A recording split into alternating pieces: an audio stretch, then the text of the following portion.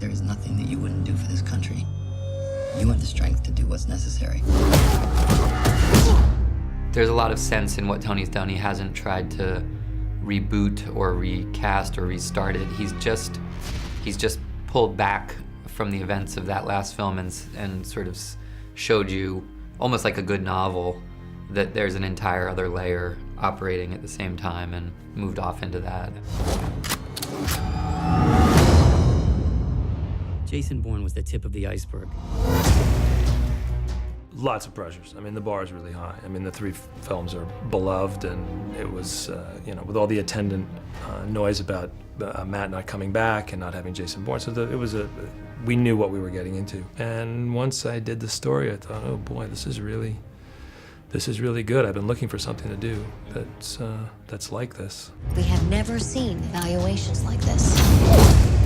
He's Treadstone without the inconsistency. What we're saying is that Edward Norton's character has sort of been sitting beside you over the last 12 years watching these movies, watching Jason Bourne elude the CIA, hoping that it wouldn't expose other programs that he's developed and sold to other people. Jeremy Renner's character is part of a program called Outcome that's been developed by Edward Norton's little division there, and it's working with the Pentagon. Jason Bourne is in Manhattan. Confirmed. What? That's all I have. Gotta go.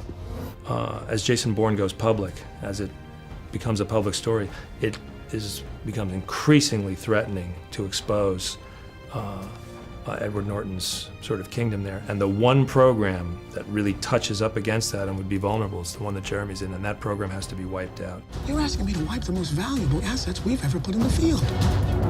You start to consider the magnitude of what we're facing if this moves sideways on us. You need what? He's not a mustache-twirling villain. He's not kind of gleefully doing terrible things. He looks at himself, I think, as a person with a very difficult job that not many people can do, and it requires him at times to do things that are very unpleasant that he doesn't want to do either. Because at the same time, Jeremy's character is not all white. He's not an innocent. He's very enthusiastically participated in something that comes with certain rules, and I think that's kind of more compelling.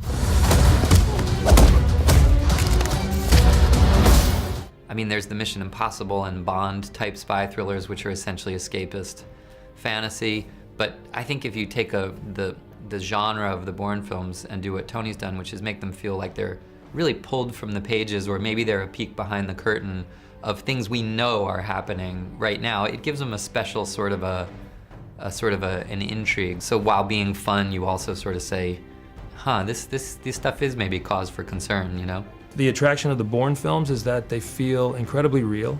There's a human dimension to them at the core of them. There's a real, an emotional life that was in the previous three. So it's real people in very extraordinary circumstances, under great threat, in some really amazing places.